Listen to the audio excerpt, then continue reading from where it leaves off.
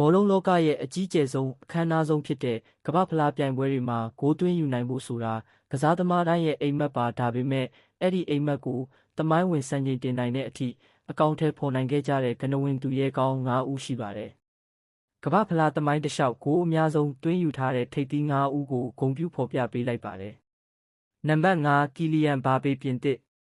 သွင်းဂိုးစုစုပေါင်း12ဂိုးပါဝင်ခဲ့သည့်ပွဲစဉ်14ပွဲအသက်ငယ်ငယ်လေးနဲ့ကမ္ဘာ့ဖလားစင်မြင့်ကိုကင်လုပ်ခဲ့တဲ့ပြင်သစ်ဆယ်ကျော်သက်လေး2018နဲ့2022ကမ္ဘာ့ဖလားပြိုင်ပွဲနှစ်ခုထဲနဲ့တင်သူဟာဂန္ဓဝင်ပီလီရဲ့စံချိန်တွေကိုလိုက်မိပြီး12ဂိုးအထိသွင်းယူထားနိုင်ခဲ့ပါတယ်။အထူးသဖြင့်2022ဘိုးလူပွဲမှာဟက်ထရစ်သွင်းခဲ့တာကတော့မေ့ပြောင်းနိုင်စရာမရှိပါဘူး။သူ့ရဲ့အသက်အရွယ်အရဒီစံချိန်ကိုထပ်မံချိုးဖျက်ဖို့အခွင့်အရေးအများဆုံးရှိနေသူလည်းဖြစ်ပါတယ်။နံပါတ်4ပီလီဘရာဇီးသွင်းဂိုးစုစုပေါင်း12ဂိုးပါဝင်ခဲ့သည့်ပွဲစဉ်14ပွဲဘောလုံးလောကရဲ့ဘုရင်ကြီးလို့တင်စားရမယ့်ပီလီသူဟာကမ္ဘာ့ဖလား3ကြိမ်တိုင်စုခူးနိုင်ခဲ့တဲ့တဦးတည်းသောကစားသမားပါ1958ခုနှစ်မှာစတင်ခြေချချိန်ကနေ1980ပြည့်နှစ်အထိကမ္ဘာ့ဖလားပွဲစဉ်တွေမှာအနုပညာဆက်ဆံသွင်းဂိုး12ဂိုးနဲ့ဘရာဇီးနိုင်ငံကိုကမ္ဘာအထွတ်ထိပ်သို့ပို့ဆောင်ပေးခဲ့ပါတယ်။နံပါတ်3ဂျက်ဖွန်တိန်ပြင်သစ်သွင်းဂိုးစုစုပေါင်း13ဂိုးပါဝင်ခဲ့သည့်ပွဲစဉ်6ပွဲဒီစံချိန်ကတော့တကယ်ကိုမယုံနိုင်စရာကောင်းလာပါတယ်ပြင်သစ်တိုက်စစ်မှုဂျက်ဖွန်တိန်ဟာ1958ခုနှစ်ကမ္ဘာ့ဖလားပြိုင်ပွဲတစ်ခုထဲမှာတင်13ဂိုးသွင်းယူခဲ့တာဖြစ်ပါတယ်တပြိုင်ပွဲထဲမှာဂိုးအများဆုံးသွင်းတဲ့သူ့ရဲ့ဒီစံချိန်ကိုတော့ဒီနေ့ထိဘယ်သူမှမချိုးဖျက်နိုင်သေးပါဘူး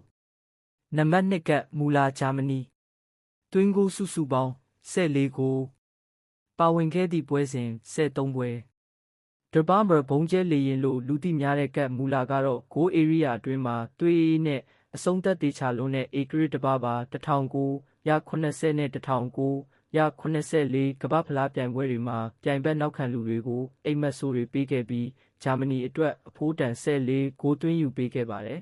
။နံပါတ်1မီရိုဆလက်ကလာဆိုဂျာမနီသွင်းဂိုးစုစုပေါင်း16ဂိုးပါဝင်ခဲ့သည့်ပွဲစဉ်24ပွဲ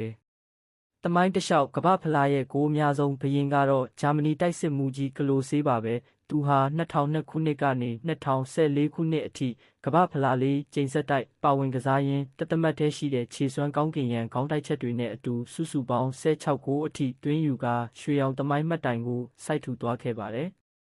သူတို့ရဲ့အမည်နာမတွေနဲ့သွင်းဂိုးတွေဟာကမ္ဘာ့ဖလားတမိုင်းစာမျက်နှာထက်မှာထာဝရမော်ကွန်းတင်ကျန်ရစ်နေအောင်မှာဖြစ်ပါတယ်